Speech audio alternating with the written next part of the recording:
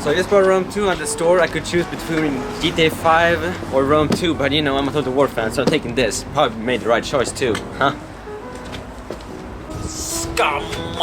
You criminal, you've been in prison for like 5 years or something. Come on now, I mean, you think that, you know, you're watching Breaking Bad and you're looking at it and you're thinking, hey, I can make meth too. Hey, it's not that easy.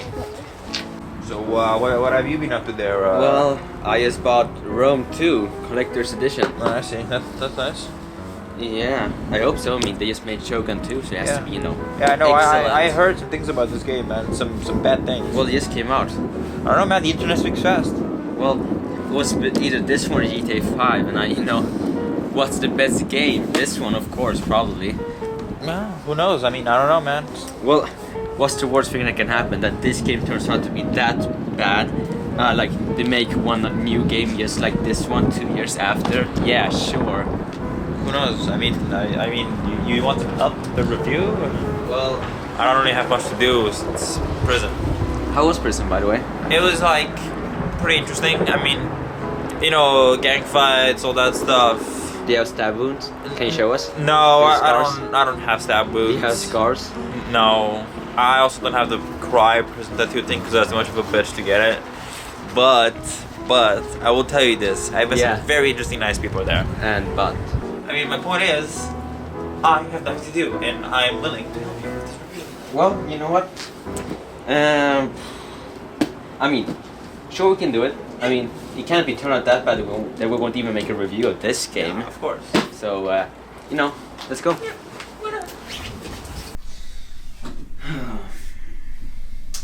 So I just played Total War Attila. Yeah. You remember when we played Total War Rome too? Oh, right. Yeah. You know, we never actually did a review of it Well, I mean, because it turned out to be that bad as we said back those 2 years ago. yeah, basically. I mean, like, really bad. Wait, Yeah. the game hasn't even been out for 2 years. It's been out like 1.5. It's been out for too long. Yeah. But it really felt like...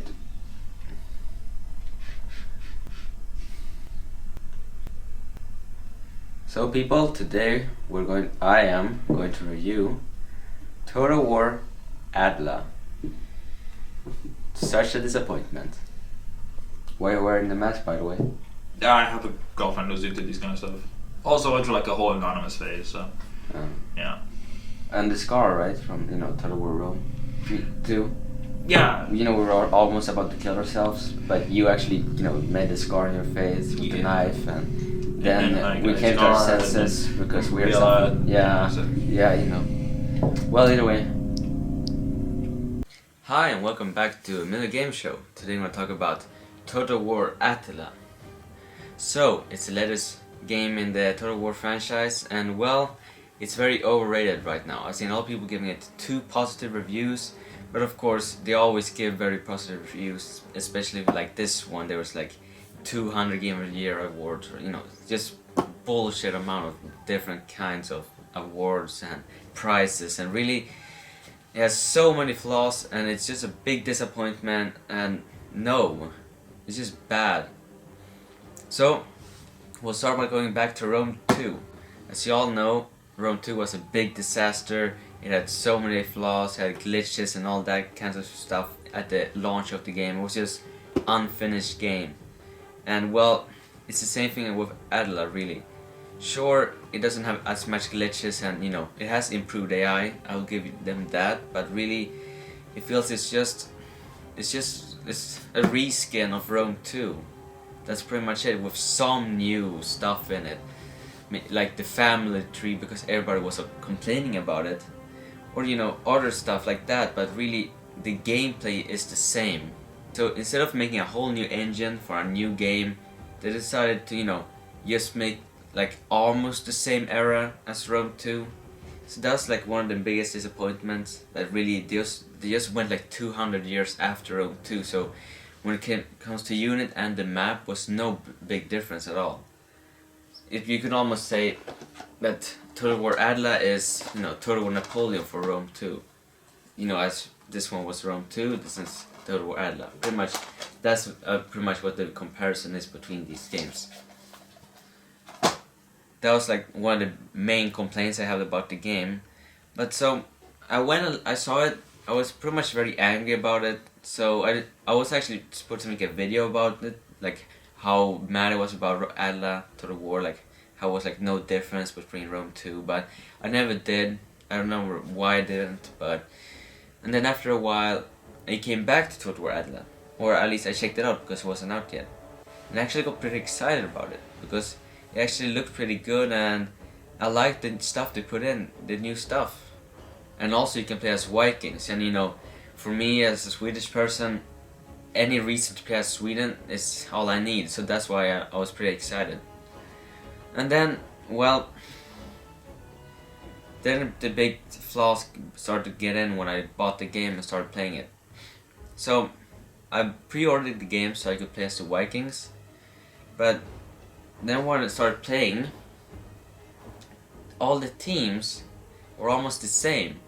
I mean, you could say there's 4 different kinds of, cultures that have different kinds of units. We got the Western and Eastern Roman Empire, they're one culture. Then we got more like the Eastern, Eastern side of people, also one kind of culture. And then we got the Huns, and then of course, like I don't know what to call them, the barbarians or something. And that was the thing, like the Vikings and the Saxons and all of them, they have the same units, the same buildings, everything is the same. The only difference is maybe some high tier units, but you never get that far in the game because you'll just stop playing or change faction because it's just the same. The only big difference really is maybe some units and some generals have different kinds of armor and stuff, but if not, everybody has the same units when it comes to that, so buying the Viking DLC is not really needed. It's just pretty much a waste of money really, because you don't really get any special stuff. Sure, maybe some high tier units, but really there's no big difference. And that's like the main flaws. That all the teams are the same, really.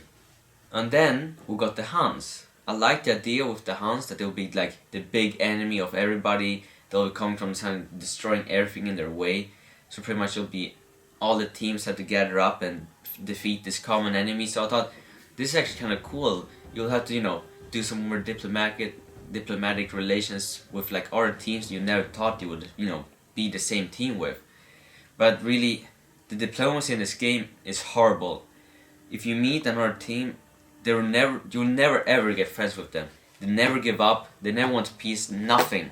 My country got declared war on a country that was like 5 or 4 countries away. Like why? When it comes to diplomacy, it's just bad, really bad. So the whole thing with the Huns being the common enemy was really nothing because I actually never met the Huns in the game. I never got to fight them. The difficulty, people say it's much harder than Rome 2 and all that, but really it's just because the AI is cheating. You could easily see how the AI works. Let's say you get attacked by an AI in another country, sure, and they come with a big army and attack you, and let's say you manage to defend yourself and destroy their whole army.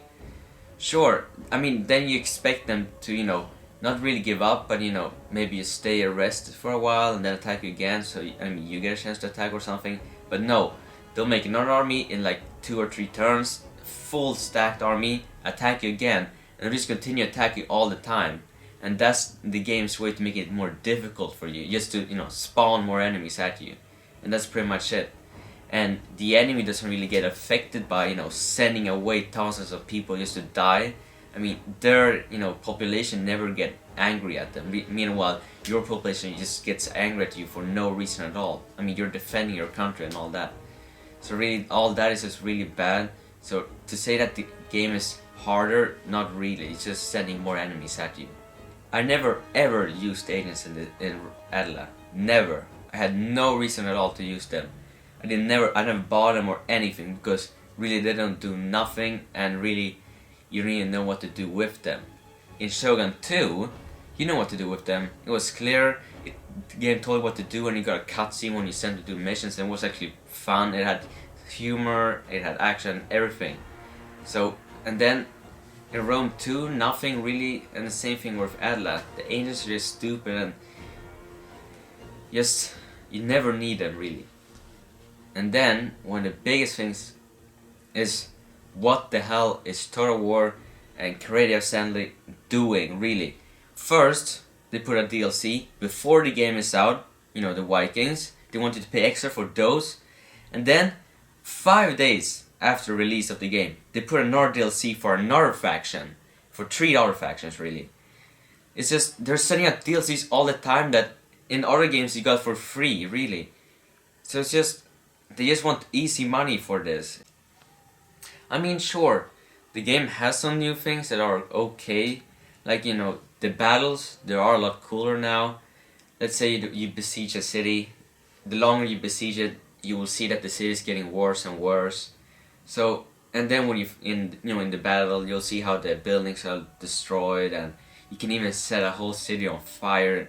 And when you're like in the battle, you'll see how buildings are collapsing while you're fighting. So I mean, the battles are cooler now. So that's one good thing, and also that they put in, you know, the family tree system. That's also good, and also it has some things about, like, you have to make sure your generals are, you know, loyal to you, and if not, they will, you know, start rebelling and take an whole army and go away. And pretty much, you could create a civil war. So that system is okay, but that one they put in Rome 2 Emperor Edition. So it's nothing new.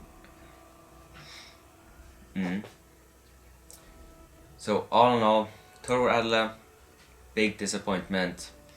I would say 4 out of 10, no more than that. Below average. And if you're new to Total War games and you want to try one of them out, I highly recommend Total War Shogun 2, because this is the best Total War game. After this one, they just went downhill. So if you want a good game with easily for new players, and also good for, you know, experienced players as me, I have all the games, I would say pick this one up.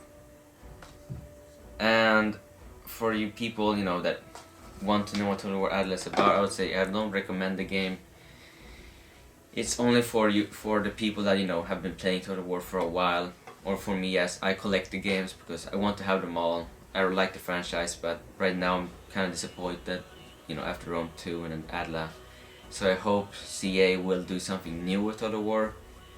I'm hopeful because they're going to do Total War Fantasy on Warhammer. So I'm hopeful about that game. I really hope it's good, and it is something new than, you know, Rome 2 and Total War Attila. So I hope to do that. And I would be nothing against Emperor 2 Total War, because people are complaining about it, but I really enjoyed this one. And Napoleon Total War, I don't know, I haven't really played it that much. So, Creative Assembly, I would say do a Emperor Total War 2, or a Warhammer Fantasy Battle, and we want a World War 1 game, please do that.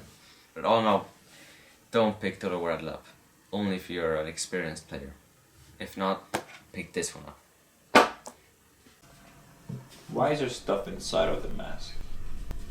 I don't think I like that very much. That's where my mouth was. I don't think I approve. Do you guys like eat past and then put this on? Because, you know, why not? I hate you.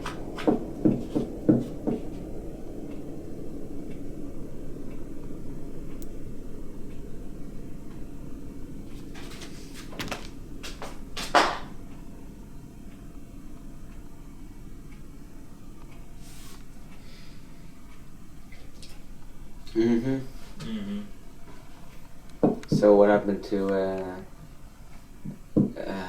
let's talk games?